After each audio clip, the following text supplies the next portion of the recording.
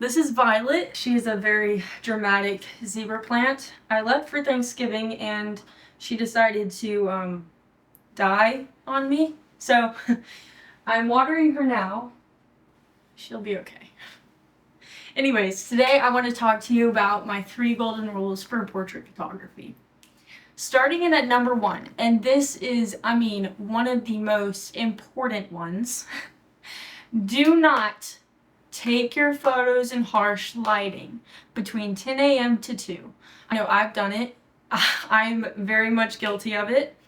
But if you're first starting out and you see, oh, it's such great lighting, it's bright out there, don't do it. If you need sunscreen, put the camera away, do an indoor shoot, whatever. But do not, please, do not take your photos in harsh lighting. This is because whenever the sun comes down, it's going to create super harsh cast shadows, which are going to be super hard to edit and bring up. And then it's also going to bring clips to your highlights. And those are going to be impossible to bring down and fix, so just try to avoid it at all costs. The clips are going to be whenever you have super big highlights, but they're so far up that they won't come down. That ruins the photo, it does not look good, and the cast shadows are going to be just as bad. Super dark, you're not going to be able to lighten them at all. Try to avoid it if you can. Either take your photos at the beginning of the day, before 10, or try to take them during golden hour or sunset. That's my advice. Number 2 is going to be texture. Texture. I'm going to make a whole separate video about this because it is so important and a lot of people don't really understand it. But texture can be in your clothes, it can be in your hair, your eyes, it can be in your skin. Texture with your clothes, it can be different patterns. As you can see here, you probably can't see, but my shirt, it's not like a straight flat. It's kind of ribbed.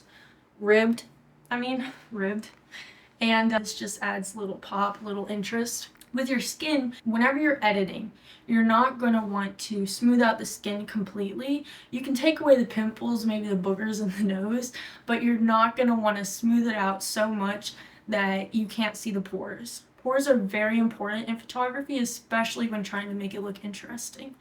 With your eyes, you're going to want to make them pop out just a little bit, like so natural. I like to do very natural. Some people like to go a more dramatic route, but if you're trying to make just a professional portrait or something like that, you're going to want to lighten the eyes just a little bit so that you can see the color, you can see a little pop in them.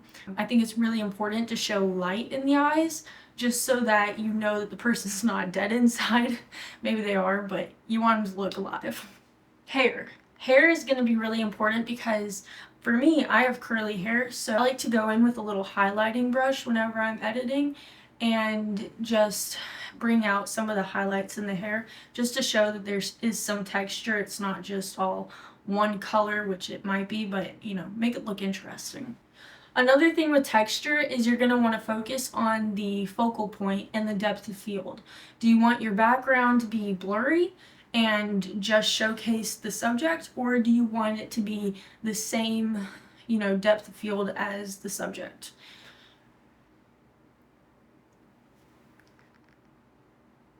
Make it blurry. The third rule that I'm going to talk about is the 3-color scheme. This is going to be the color of the skin, the color of the clothes, and the color of the background. You want it all to be cohesive. You don't want anything to be disrupting the viewer from the subject.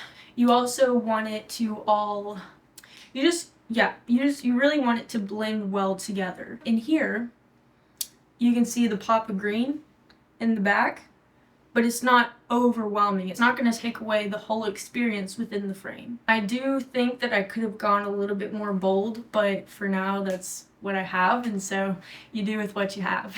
Anyways, that's all I'm going to talk about for now. Be sure to keep on the lookout for my texture video, which is going to be coming out pretty soon. Make sure you comment down below. Let me know if this was helpful. Let me know how your photos turned out. And let me know if there's any questions you might have that I could do another video on. Keep creating!